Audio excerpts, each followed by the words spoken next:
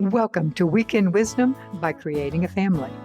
Weekend Wisdom is our opportunity to answer your questions. We have two podcasts, one a long-form interview-based podcast where we interview an expert or someone with lived experience, and that's weekly. And then we have Weekend Wisdom, which is also weekly.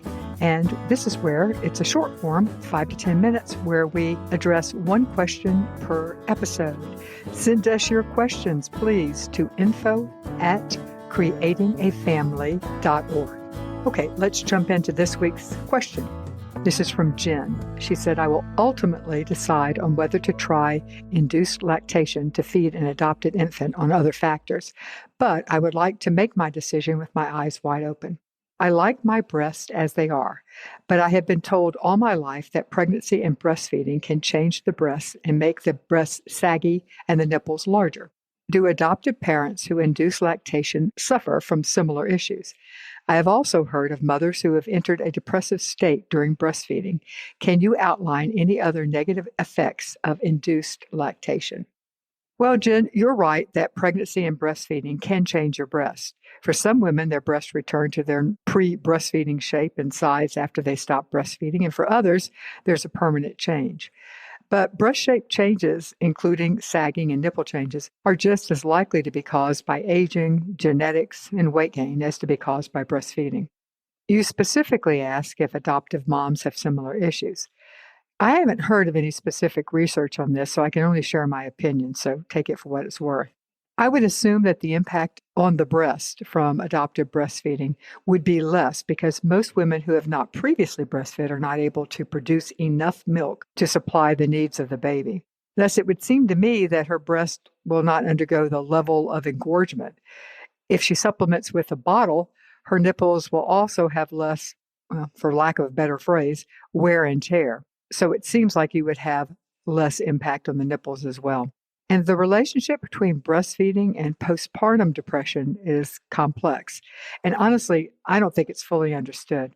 I have never heard of any research or even anecdotal comments on the association between post-adoption depression and inducing lactation.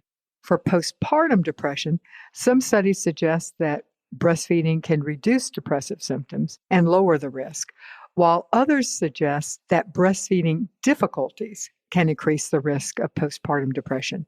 It's not necessarily that they found that the breastfeeding itself caused the depression. It was the fact that the moms were struggling, and because of the struggle, they became depressed. It's less likely that the breastfeeding will increase your risk of depression, but it might be that how you handle the struggles to induce lactation and the likely inability to provide all the nutritional needs of your baby, now that might cause you to feel depressed. My gut feeling is that if you are prone to depression, it will be the result of the big changes in your life, or, as I mentioned just a second ago, your unmet expectations about breastfeeding that will cause the problem rather than the breastfeeding itself.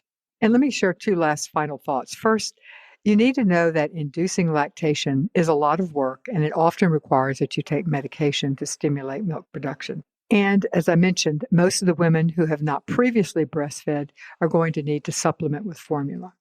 Second, some adult adoptees have come out strongly against adoptive parents trying to breastfeed their adopted baby. Now, you can factor both of these additional thoughts into your breastfeeding decision. And thank you for an interesting question. And before everyone leaves, let me remind you that we have an interactive training and support group curriculum for foster, adoptive, and kinship families.